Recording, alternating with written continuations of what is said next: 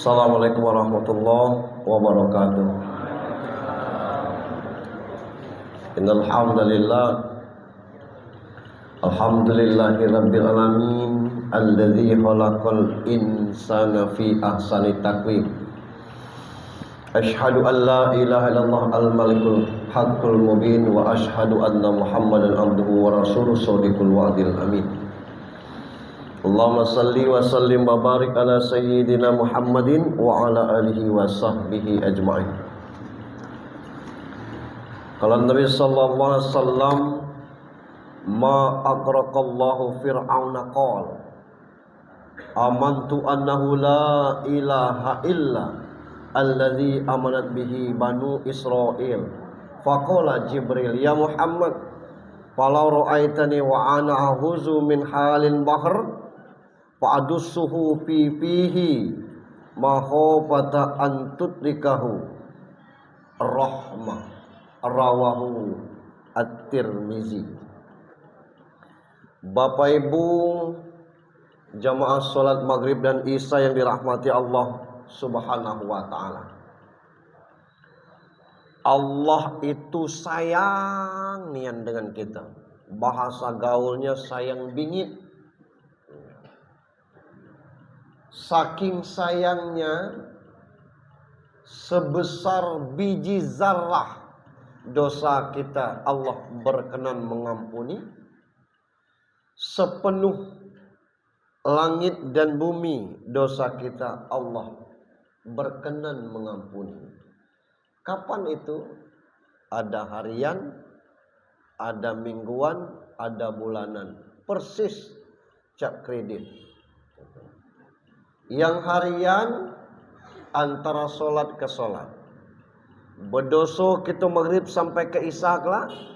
Waktu solat isya Allah gugurkan dosa-dosa kita. Kapan?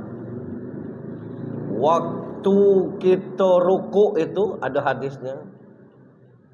Itu dosa kita berjatuhan dari bahu. Waktu kita sujud itu dosa kita berderai dari sujud kepala kita. Dosa dari isya ke subuh, waktu subuh, subuh ke zuhur, waktu zuhur, zuhur ke asar, waktu asar, asar ke maghrib, waktu maghrib. Alangkah lemahnya kalau orang itu paham akan kebesaran nilai fadilah sholat itu. Itu baru semacam. Masih ada 999 miliar lagi macam yang lainnya tentang sholat. Yang mingguan Allah ampuni lewat Jumat. Jumat ke Jumat Allah ampuni dosa kita. Yang tahunan Allah ampuni lewat Ramadan ke Ramadan. Insyaallah. Allah tu bukan pengampun tapi pakai maha pengampun. Bagi yang mau minta ampun. Astaghfirullahaladzim alladzi la ilaha illallah wahdahu la syarikalah lahul mulku wal hamdu ala kulli syai'in qadir. Siapa yang baca itu kata Rasul, lanjut dengan subhanallah 33 kali, alhamdulillah 33 kali, Allahu akbar 33 kali, sebanyak buih di lautan. Allah ampuni dosa kita. Itu yang kita baca. Alhamdulillah kita tunaikan. Maka bersyukurlah. Hati kita masih tergerak untuk hadir ke masjid yang kita cintai ini dalam rangka solat berjamaah maghrib sampai isya. Salam dan salawat untuk junjungan kita Nabi besar Muhammad sallallahu alaihi wasallam. Nabi agung yang kata Allah laqad kana lakum fi rasulillahi uswatun hasanah. Ngapo lengkap di diri Nabi untuk dicontoh? Kalau Sulaiman Itu kayo tidak pernah miskin-miskin. Tapi Nabi Muhammad pernah miskin, pernah kayo. Kalau Nabi Sulaiman pacak terbang, Rasulullah pacak sampai ke langit. Kalau Nabi Sulaiman mampu berbicara dengan hewan, Rasulullah pacak bicara dengan pohon-pohon. Kalau Rasulullah, siapa lagi? Musa itu pernah perang dengan Fir'aun. Nabi Muhammad entah berapa kali memenangi perang dan entah berapa kali kalau kalah perang. Kalau Nabi Adam itu, ibu bapak pendahulu kita, setiap pasangan yang serasi, wajar. Karena pasangan suami istri. Tapi Nabi Muhammad pernah monogami, pernah poligami. Jadi lengkap contoh dengan Rasulullah. Kalau Rasul pernah berdagang, pernah berkebun, pernah beternak, pernah menjadi panglima, dari sisi mana yang tidak kita contoh? Lengkap. Nah maka kita disuruh mencontoh Rasulullah. Alhamdulillah kita sudah memasuki hampir habis bulan Januari ini. Lah minggu ketiga 2023. Mudah-mudahan tahun ini lebih membawa keberkahan. Walaupun kita tutup tahun dengan sedikit agak duka. Ngapo? Tangan wabuk kaur, jarinya putus. Dua, ngeri kita nengoknya. Kalau MUI Jakarta sudah mengeluarkan fatwa haram kepada mercon itu, tapi MUI pusat belum. Memang bahaya yang betul-betul di tangan tuh. Adalah yang satu dua yang lengket di dalam tuh. Itu mungkin lengket di dalam tuh kena lem tuh kan. Meletup di tangan. Ay ngeri gitu. Itu cacat permanen.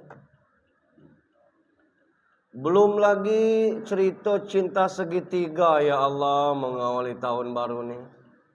Betinonya orang Benteng nikah dengan orang Payang. Nah selesai nikah dilarikan oleh mantan Kades Bengkulu Utara. Iya salah. Itulah. Kita tidak tahu cerita orang, tapi media memberitahu dunia kita sekarang ini tidak berdinding lagi. Apa gulai tahu kawan tahu gitu. Kami masak pelus guys katanya. Tahu gitu jadinya. Diancakkannya. Alhamdulillah. Bapak Ibu, landasan pengajian kita hadis dari Ibnu Abbas, riwayat Tirmizi. Ma aghrakallahu fir'auna qol amantu annahu la ilaha illa alladzi amanat bihi banu Israil. Faqala Jibril, ya Muhammad, falau ra'aitani wa ana ahuzu min hal bahr fa'adussuhu pihi mahobata antut rikahu rahmah. Riwayat Tirmizi. Hadis ini cerita tentang kematian Fir'aun. Sewaktu Allah menenggelamkan Fir'aun, lagi ngejar Nabi Musa. Itu kan ada ceramah Abdul Somad yang viral tuh. Kalau bapak ibu dan nanya kita hidup di zaman Fir'aun, ikut siapa kira-kira? Ikut Musa apa ikut Fir'aun? Kata jemaah ikut Musa. Karena kita belum hidup waktu itu. Ikut Musa, pasukan dikit, harta tidak ada, kekuasaan kecil. Walaupun dia Nabi dengan Rasul. Tapi Fir'aun, mano rajo, mano gerot, yang melawan dipotong waktu itulah, yang miskin dikasihnya BLT. Lah, jadilah lamu BLT ini. Zaman Firaun lah tuh. Dibantunya. Itu. Nah Musa dengan kaumnya amat sangat sedikit dikejar oleh Firaun. Sampailah ke pinggir laut. Nah, nak mundur di belakang. Fir'aunian komandan yang ngejar tuh bukan anak buahnya lagi. Fir'aun yang ikut turun di depan laut. Nabi Musa tidak tahu kemana lagi nak pergi ni. Dia tahu kabar dari Allah, wahai Musa, lemparkan tongkatmu ke laut. Dari situ Musa tahu hikmah tongkat itu. Dilempar ke laut, terbelah laut. Mungkin tongkat Pak Wali Kota dilempar ke laut, tenggelam tongkat tuh. Itu tongkat. Ada jalan di tengah laut, lari Musa dengan pasukannya. Fir'aun ngejar. Nah ini cerita hadis ini. Lalu ia mengucapkan, aku beriman. Lah tenggelam di laut itu. Musa sampai ke pinggir sini, taruhlah ini laut. Lah sampai dengan kaumnya. Fir'aun masih di tengah. Nah laut bersatu lagi. Mengap-mengap di bawah tuh. Kedalaman 20 meter kalau orang nyelam. Tidak pacak lama pak, sakit telingo. Pecah gendang telingo kalau tidak pakai alat. Apalagi laut mencapai sekilo atau sekian ratus meter ke dalam itu. Nah disitulah Fir'aun mangap-mangap. Apa kata Fir'aun? Amanta annahu la ilaha illa alladhi aman bihi banu Israel. Aku beriman bahwa tidak ada Tuhan kecuali diimani oleh Bani Israel. Ada hadis lain. Amantu bi Rabbi Musa wa Harun. Aku beriman kepada Tuhannya Nabi Musa dan Harun. Kata Jibril, naik pekol berak baru mengucap unyoye. Jadi kata Jibril dengan Muhammad, ya Muhammad, wahai Muhammad, andai engkau nengok aku waktu itu, Jibril turun langsung dari langit, ngambil tanah hitam di laut tu, disumpalkannya ke mulut Fir'aun tu. Supaya apa? Supaya Fir'aun tidak pacak ngucap lagi. Itu satu versi. Ada versi lain hadisnya, anna Jibril ja'ala yadusu pipi Fir'aun tina khosyata ayakula la ilaha illallah fayarhamullah au khosyata ayarhamullah. Mana hadis ini? Sesungguhnya malaikat Jibril memasukkan tanah ke dalam mulut Fir'aun karena takut Fir'aun mengucapkan la ilaha illallah, atau Jibril takut Allah merahmatinya. Dua ketakutan Jibril ini. Takut Fir'aun ni ngomong la ilaha illallah. Nyo nak mati. Orang yang mengucapkan kalimat la ilaha illallah, landak matinya. Kalimat talqin ini, ya mati husnul khotimah boleh tu. Itu. Lalang kelemak. Oh, awak ngaku Tuhan. Itu. Yang kedua, Jibril takut Allah merahmati. Karena bagi Allah kita ni sama pak. Ya ayuhan nasu inna khalaqnakum min dzakari wal unsa wa ja'alnakum syu'uban wa qabaila li ta'arafu inna akramakum indallahi atqakum. Sama. Tino lanang suku dak ada bedanya, yang membedakan takwa. Innallaha la yanzuru ila suwarikum wa amwalikum walakin yanzuru ila qulubikum. Allah tidak memandang harta, memandang wajah kita. Yang Allah pedomani kita ni hati kita. Itu. Nah, Fir'aun atau siapapun hamba Allah, kalau dia beriman kepada Allah, Allah akan kasih rahmat. Gawat kata Jibril. Landak mati baru beriman dikasih Allah rahmat, akhirnya dengan mulut penuh tanah hitam dari dasar laut tu, mano hidung terisi air, mulut mengalah mati dia. Itu.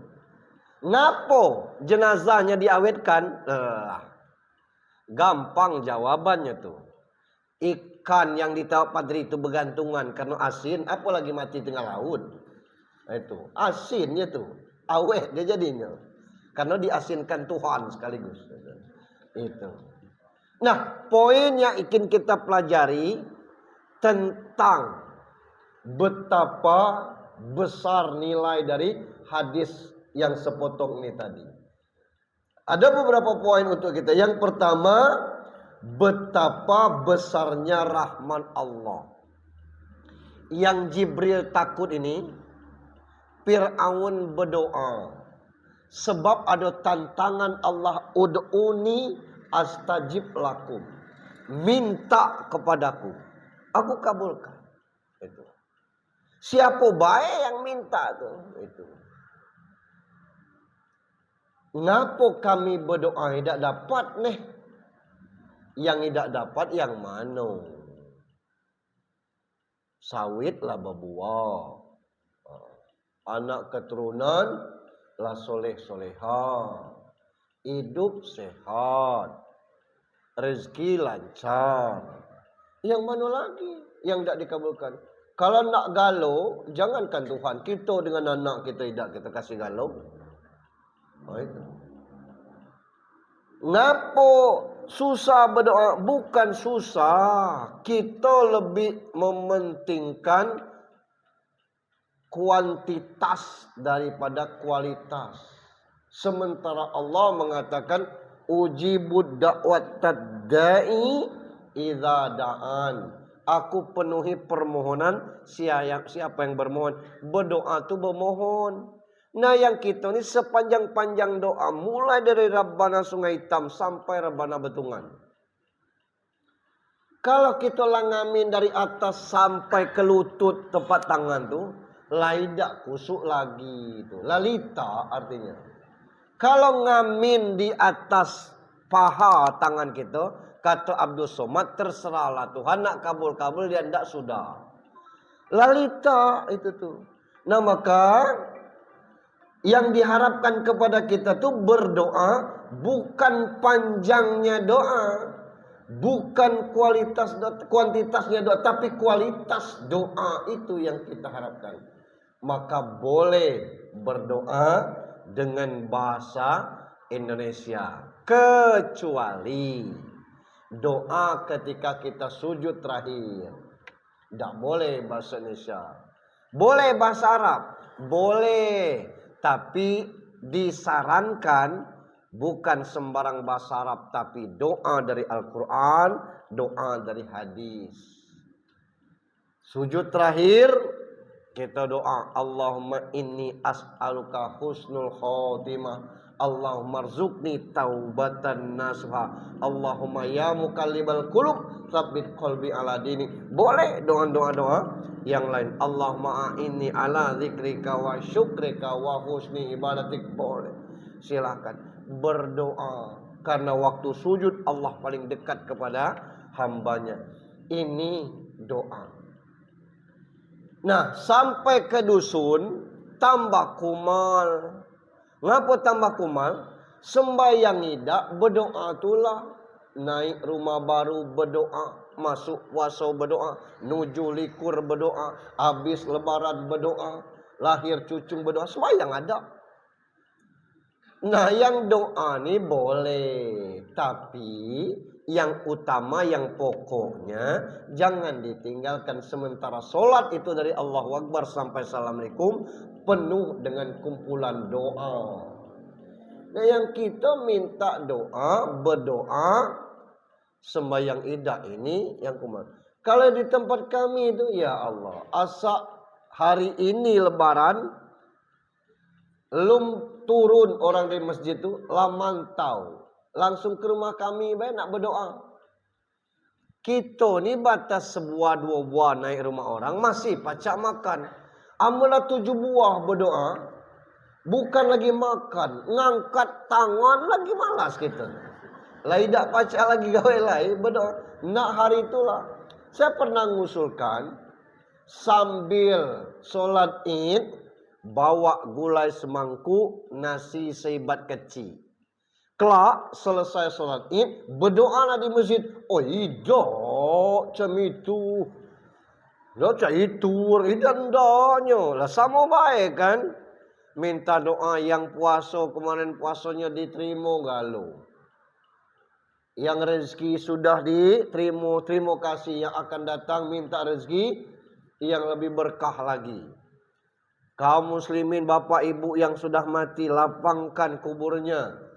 Hindarkan dia dari azab. Kalau dapat nikmat, semoga nikmat itu berkelanjutan. Lah sudah selesai dan ndaknya nak doa dari ke rumah.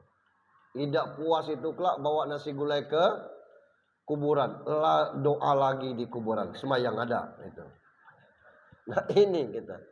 Ini besarnya fadilah doa. Sampai-sampai Jibril takut dengan Fir'aun ketika sakarat mautnya berdoa kepada Allah Subhanahu wa taala. Yang kedua, hikmah hadis ini betapa besarnya keutamaan kalimat tauhid la ilaha illallah. Abdalu zikri fa'lam annahu la ilaha illallah. Sebaik-baik zikir la ilaha illallah. Balik kepada poin satu itu tadi, kita kadang-kadang lebih mementingkan kuantitas daripada kualitas. Coba kalau kita balik ke dusun ada tahlilan. 33 pertama insya Allah normal. 33 yang kedua lah mulai ngebut. 33 kali yang ketiga lah tidak tuan lagi. La ilaha illallah, la ilaha illallah itu menit pertama. Di 33 yang kedua la ilaha illallah, la ilaha di 33 yang ketiga, lah itu tinggal geleng. La ilaha illallah, la ilaha illallah, la ilaha illallah. Sama dengan zikir sudah solat tu. Kalau nak cepat subhanallah, subhanallah, subhanallah, tidak subhanallah tu subhanallah. Alhamdulillah, alhamdulillah, alhamdulillah, alhamdulillah. Bukan alhamdulillah itu. Hamlah, hamlah, hamlah. Allahu Akbar, Allahu Akbar, Allahu Akbar, Allahu Akbar. Bukan Allahu Akbar, Allahu Akbar, Allahu Akbar, Allahu Akbar. Tidak ada yang kena ucapan kita. Sementara hanya untuk alhamdulillah itu. Alhamdulillah, ha pedas. Alhamdulillah, alhamdulillah, alhamdulillah. Alhamdulillah, alhamdulillah, alhamdulillah, alhamdulillah, alhamdulillah, alhamdulillah. Yang mana yang kita baca? Bukan jumlah banyaknya. Tapi macam mana pengucapan. Nah, yang kalimat tauhid ini senjata terakhir pada saat kita nazar. Orang yang sakarat maut itu tuntunannya berhenti dulu baca Yasin, jangan baca Al-Quran. Ngapo? Lakinu mautikum bi kalimatin la ilaha illallah. Talkinkan orang yang sedang sakarat maut itu dengan kalimat la ilaha illallah. Ngapo? Nyo sedang bertarung dengan setan. Setan ngajak kafir, kita menuntun dia dengan kalimat la ilaha illallah. Itu. Saya sering cerita dalam tabligh musibah. Saya pernah nonton Para Pencari Tuhan kedua, episode ke-13. Ada adik bonte sakarat maut tu. Dibimbing Ustaz Akri la ilaha illallah. Tidak baca ni la. La ilaha illallah. Terakhir nyongo noleh ke kiri. Cie cie. No. Dia mati dengan cie cie. Karena itu yang sering dia baca. Nah kita balik ke pola dahulu. Saya tidak bermaksud menyalahkan kita sekarang. Kita sekarang asa imam zikirnya panjang dikit. Selesai kita. Dulu itu Astaghfirullahaladzim alladzi la ilaha illa huwal hayyul qayyum wa atubu ilaih. Itu standar terendah 3 kali itu. Kadang-kadang sampai 9 kali. La ilaha illallah wahdahu la syarikalah lahul mulku wal hamdu yuhyi wa yumiitu. Itu hadisnya meminta 10 kali. Bukan 3 kali, tapi kita ringkaskan 3 kali. Allahumma jinna minan nar, Allahumma antas salam wa minkas salam, alhamdulillah rabbil alamin. Sudah alhamdulillah itu kalau orang dulu kulhu, al-falaq, an-nas, baru wa ilahukum. Sudah itu boleh Allahumma la mani'a lima a'taita, ada dengan versi yang lain. Sekarang sudah wa ilahukum langsung ilahi ya rabbi ya rabbana wa subhanallah. Kadang-kadang antara subhanallah dengan alhamdulillah itu tidak membaca lagi. Alhamdulillah, alhamdulillah, alhamdulillah, Allahu akbar, Allahu akbar. Padahal ada di situ. Subhanallahil azim wa bihamdihi daiman aban alhamdulillah. Alhamdulillah min ala kulli rafi kulli bi ni'mati Allahu akbar. Sudah Allahu akbar 33, astagfirullah lagi, astagfirullahalazim 3 kali. Abdalu dzikri fa'lam annahu la ilaha illallah hayyum mawjud la ilaha illallah hayyum ma'bud la ilaha hayyum baqi 100 kali. Kalau kita pimpin ini, balik kawan. Itu 100 kali la ilaha illallah. La ilaha illallah Muhammadar Rasulullah kalimatul haqqi alaiha nahya wa alaiha namut wa insyaallah minal aminin. Baru berdoa. Itu 100 kali dia. Nah, maka kalau kita ngajak orang, kita sembahyang berjamaah, kepentingan kita beda-beda. Kita peci seorang. Sudah tahajud, istighfar. Banyak-banyak istighfar tidak apa-apa. Sudah 33 kali masing-masing subhanallah, alhamdulillah, Allahu akbar. Kita lanjutkan dengan zikir. Aku tidak baca Pak Ustaz yang ma'bud, yang maujud, yang baki. Tidak usah ma'bud, maujud, baki. Kita langsung baik. La ilaha illallah, la ilaha illallah 100 kali boleh. Aku tidak baca nutupnya kalimatul haqqi walaiha nahya itu Pak Ustaz. Tidak usah ditutup, selesai 100 kali. Alhamdulillahirabbil alamin. Assalatu wassalamu ala asrofil anbiya wal mursalin wa ala alihi washabi ajmain. Berdoa. Itu. Ini tinggal kita karena kalimat ini kalimat yang luar biasa. Yang ketiga, hadis ini betapa besarnya murka malaikat terhadap orang-orang yang kejam dan kafir.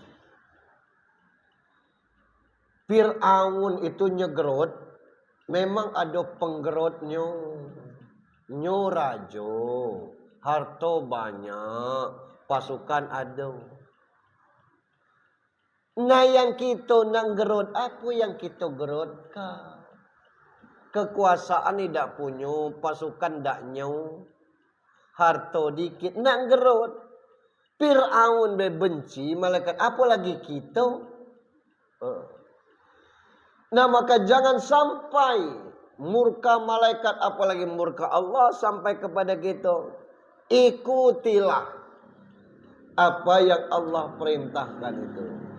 Sehingga malaikat dengan indah mencatat yang baik-baik bagi kita. Saya pernah membaca ngapo malaikat Israel yang disuruh cabut nyawa. Dulu Allah tuh pamit dengan tanah, tuh pamit dalam artian bukan apa-apa ya bahasa kitanya. Wahai tanah, aku ingin saripatimu dijadikan makhluk baru. Namanya manusia, itulah Adam. Baik Tuhan kata tanah. Sami'na wa ata'na. Kami dengar, kami taat. Tapi tanah, anak keturunan Adam tu kelak yang baik surga lah tempatnya, yang ingkar neraka. Ya Tuhan, Jibril kata Tuhan, ambil saripati tanah, kau turun. Pas Jibril nak ngambil, tanah ni ngomong, Jibril. Nah, masa kita kan, yang apa? Pacak berasa nak kita. Yang apa? Kira-kira tega kau nengok kami terpanggang di neraka kelak. Lah tidak, kata Jibril. Nah itulah. Kau timbang-timbang nian. Kata Tuhan, yang elok kelak ini nih, masuk surga. Yang jahat neraka kami. Alangkah puluh lagi, kita ni sama makhluk Allah. Balik Jibril nih, tidak jadi ngambil. Mikail gagal juga. Israfil disuruh, tidak berhasil. Israel disuruh, empang ditinjunya tanah, bergetar bumi ini. Nak kau neraka, nak kau surga, itu urusan kau dengan Allah. Tugas aku ngambil, saat diambilnya. Bawanya ke Tuhan. Ini Tuhan. Ya ngapo? Yang tiga tadi gagal, kau berhasil. Aku tidak ngijo. Cengennya tanah, janji tanah dengan kamu jadi tanah. Yang ku tahu perintah Allah. Kata Allah ambil seripan tanah. Ini na tanah. Itulah makanya Israel itu disuruh cabut nyawa. Kejam memang gaya itu. Kasar. Nah ini. Tapi ada penakluknya. Kalau kita taat, tidak ada. Malaikat mencabut juga dengan sangat terhormat kepada kita. Alladzina tatawaffahumul malaikatu thayyibina yaqul assalamu alaikum udkhulul jannah bima kuntum ta'malun. An-Nahl 32. Surah Al-Fajr di terakhirnya itu, ya ayatuhan nafsul mutmainnah irji'i ila rabbika radiyatan mardiyah fadkhuli fi ibadi wadkhuli jannati. Tidak ada kata-kata mati itu. Malaikat juga menghormati kita. Ini kalau kita ingkar kepada Allah, apalagi kita yang lahir di bawah 70-an. Saya baca di internet, kitalah generasi yang paling beruntung yang lahir di bawah 70. Ngapa? Kita ketemu segalanya. Apa ketemu segalanya? Kita masih ketemu dengan gasing pas musim nebas.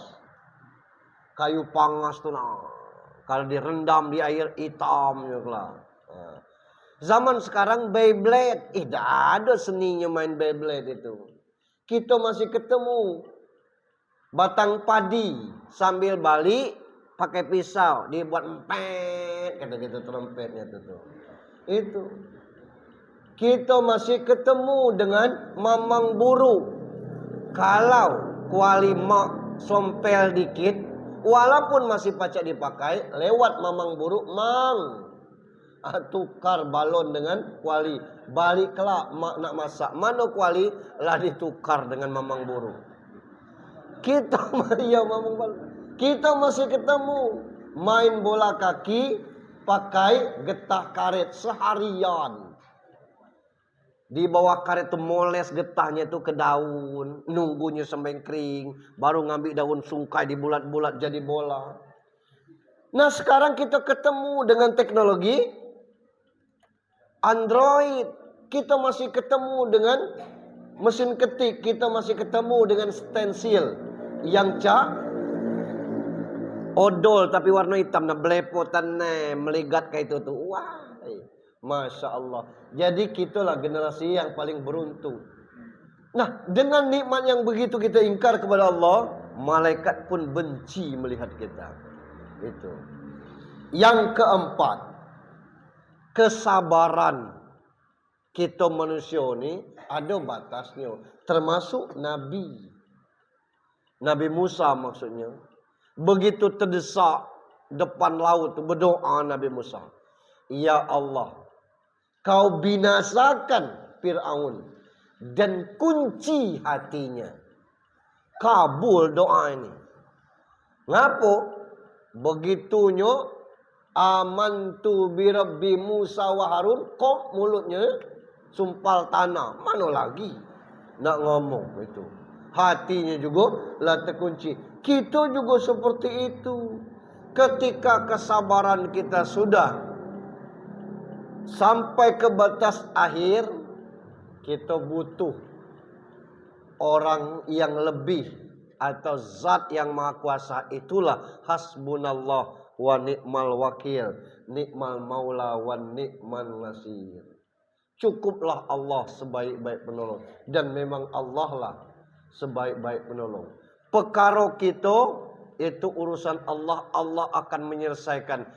Allah kasih masalah, sebelum Allah kasih masalah, macam mana menyelesaikan Allah sudah kasih. Wa may yattaqillaha yaj'al lahu makhraja wa yarzuqhu min haitsu la yahtasib. Siapa yang bertawakal kepada Allah, siapa yang bertakwa kepada Allah, Allah kasih jalan keluar setiap masalah yang datang kepadanya. Tinggal kita. Hidup ini pasti bermasalah. Kalau tidak masalah, mati pun bermasalah. Itu. Masalah inilah yang menyebabkan kita menjadi lebih dewasa, lebih bijaksana, lebih menghargai orang lain. Orang yang tidak banyak masalah biasanya lebih cengeng dia, mudah menyerah dalam hidup ini. Itu. Kabar syukur kita. Itu. Yang kelima, tanpa didasari keimanan, apa baik amanah, jabatan, kekayaan, popularitas itu berbahaya. Di mana bahayanya? Bisa saja kita jadi sombong. Itu contohnya Fir'aun. Dan zaman sekarang banyak Fir'aun kecil. Dulu waktu semasa kuliah, sebedeng, sekampus, sebedeng. Saat berpuluh tahun dia jadi orang. Kita ketemu selamat dan kata kita, tidak nyangko awak jadi orang. Kita berharap sambutan hangat. Apa yang katanya? Maaf, kita pernah kenal ya. Oh, wow. Ya, tidak. Aku salut dengan bapak kata. Aku bayang mengenal bapak. Pamit gitu, tapi muka gitu lacak cabai masak. Itu malu gitu. Mungkin dia masih kenal, tapi mungkin gengsi dengan jabatan itu. Orang kaya kalau tidak beriman, nak duduk kita suruh 4 kali nepis. Nak alergi, dulu ingus belepotan, inilah alergi, sombong jadinya. Allah tidak suka kepada orang-orang yang sombong, kepada sesama apa yang tidak kita sombongkan itu. Kepada Allah apalagi? Lillahi ma fis samawati wa ma fil ardh. Allah yang punya langit dan bumi. Allah kasih kepada kita sebagian kecil dari itu, bersyukur kita. Nah, ini kalau orang-orang yang tidak dikasih iman atau tidak menjadi betapa pentingnya iman bagi kita. Iman inilah yang menguatkan sehingga kita berkeyakinan apa namanya harta, jabatan, popularitas itu adalah amanah dari Allah yang sifatnya sementara. Allah pergilirkan. Kalau kita pacak megang itu kelak itu akan menjadi kenangan. Cucung sianu kau. Yo, wai datuk kau dulu orang baik. Alhamdulillah. Tapi kalau kita tidak baik ke orang, cucung sianu, wai. Ngapa wak? Teringat dengan datuk kamu tuh. Fir'aun kecil datuk kamu. Nah. Tidak lemak cucung yang dengar. Walaupun cucungnya baik. Berimbas kepada itu. Kenapa? Sombong. Nah, sombong bahasa kita tuh merendahkan orang lain. Ingkar kepada Allah. Sambung menyambung masjid kita nih. Kenapa? Saya pernah hitung. Per Desember 2022 kemarin. Belum berubah total masjid di kota. 460 buah. Luas kota ini 151,7 km. 151,7 km bagi 460 sama dengan 329,7. 329,7 itu sama dengan 330 meter jarak antar masjid dengan satu dengan masjid yang lain. Tidak sampai setengah kilo. 330 meter jarak masjid yang satu itu rata-rata. Ada yang tidak sampai. Kayak di Padang Harapan tuh. Masjid di Korem tidak dipakai. Dijadikan musola. Nah, Pak Gub meresmikan pulau masjid di komplek kantor gubernur tuh. Padahal masjid raya sebesar Ida. Itu. Akhirnya kan tidak ada jamaahnya. Itu. Masjid yang sedemikian banyak, saking banyak masjid. Nah, kita ini orang-orang yang dikelilingi masjid yang setiap azan walaupun tidak pakai menara, tapi jarang corong kita ngadap ke tanah. Dia ngadap ke timur, ngadap ke barat, ke selatan, ke utara. Kedengaran dari berbagai penjuru. Tidak juga nak datang ke masjid. Sombonglah nama itu. Nah yang kita pening nih, generasi muda kita memang terputus. Cobalah tengok jemaah maghrib, isya, subuh. Mana ada yang bujangan? Ada Pak Ustadz, itu pasti marbot. Penjaga masjid itu. Yang lainnya mana? SMA kita dibuat 5 hari sekolah. Balik sampai jam 4. Asar lah lewat. Balik ke rumah PR bejibun. Sabtu minggu les. Hari libur TO. Selesai urusannya. Tidak pacak lagi. Kalau ada pelang masjid mereknya Risma, itu mereknya baik. Anak-anak Rismanya paling acara hari besar Islam. Itu pun kalau malam libur. Tidak libur, tidak juga pajaknya terlibat. Ini luar biasa pemotongan generasi yang seperti ini. Itu di kota, apalagi di dusun. Jangan heran Pak, masjid-masjid pinggir kota ini banyaklah tiang masjid daripada jemaah. Kipasnya 9 hidup, jemaahnya 3. Jadi 3 sorangnya kipas. Ya salah. Nah, ada tak jemaah? Ada itu. Berapa kakak? Ratusan kakaknya. Tapi itulah yang dikatakan sombong. Yang kelima. Yang keenam. InsyaAllah ini yang terakhir. Kisah ini menguatkan bahwa keimanan itu sia-sia kalau pintu tobatlah tertutup. Kita lah 2023 itu mati tidak pacak ditentukan. Berapa panjang lagi umur kita, wallahu a'lam bissawab. Sementara kalau kau minta ampun, kata Jibril, Allah kasih ampunan setahun dia belum meninggal. Lah Jibril, 365 itu Tuhan harinya. Kau naiklah lagi minta dengan Tuhan. Naik Jibril turun sebulan sebelum mati. 30 hari sebulan tu Jibril. Seminggu baik umatku lah lupa. Naik lagi dia. Seminggu sebelum ni, wah, seminggu tu 7 hari. 2 hari baik lupa. Turun lagi Jibril. 12 jam sebelum meninggal. Ya Allah Jibril, 12 jam tu sejam tu 60 menit. Kali 12 5 menit banyak lupa. Naik lagi Jibril.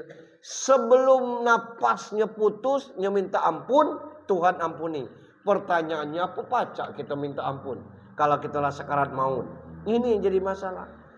Maka masih ada pintu untuk kita minta ampun, bertobat kepada Allah. Mintalah ampunan Allah. Bertobatlah kepada Allah. Raih kasih sayang Allah. Nikmati apa yang Allah sajikan. Sementara Allah sudah berjanji kepada kita, la yukallifullahu nafsan illa wus'aha. Allah tidak membebani kita kecuali mampuan. Sanggup berhaji, berangkatlah. Tidak sanggup Pak Ustaz, tidak ada duitnya. Berangkat umroh, tidak ada duitnya Pak Ustaz. Jangan tinggalkan salat Jumat. 40 kali Jumat berturut-turut tidak pernah terputus. Hadir sebelum khatib naik mimbar, sama pahala dengan pahala haji. Jadi yang mana lagi alasan kita? Saya kaget ketika ada anak UIN PAS ini datang ke rumah nak nyusun skripsi. Saya bilang masalahnya apa nih? Terkait dengan fatwa MUI pusat. Apa pendapat Pak Ustaz? Apa fatwanya? Kata MUI pusat haram kalaulah umur 60 tahun daftar haji. Loh, saya bilang, ngapa cak ini fatwanya? Setelah dibaca, Kalau udah mampu daftar haji umur 20, umur 30, umur 40, daftarlah. Jangan sudah mampu nunggu umur 60. Karena apa? Kota ni 25 tahun. Kota kita, belum lagi provinsi lain.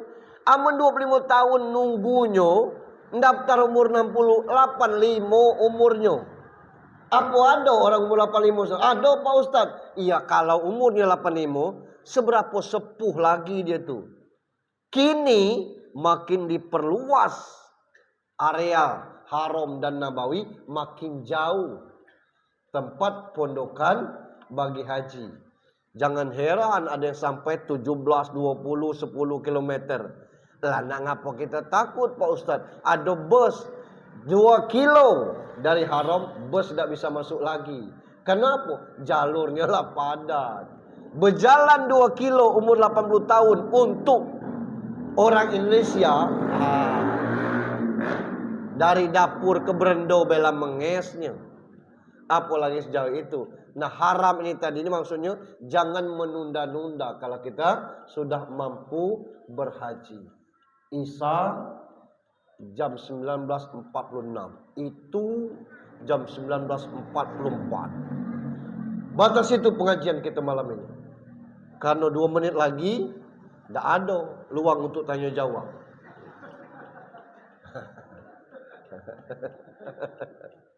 Daripada pas bertanya keraknya titit-titit, tidak dijawab. Demikian Bapak Ibu, mohon doanya. Lusa saya berangkat umroh, bawa jamaah dari Bengkulu. Kan? 30 dari sini, 10 dari Pangkal Pinang, dan 5 dari Jakarta. Tanggal 29 insya Allah balik lagi ke sini.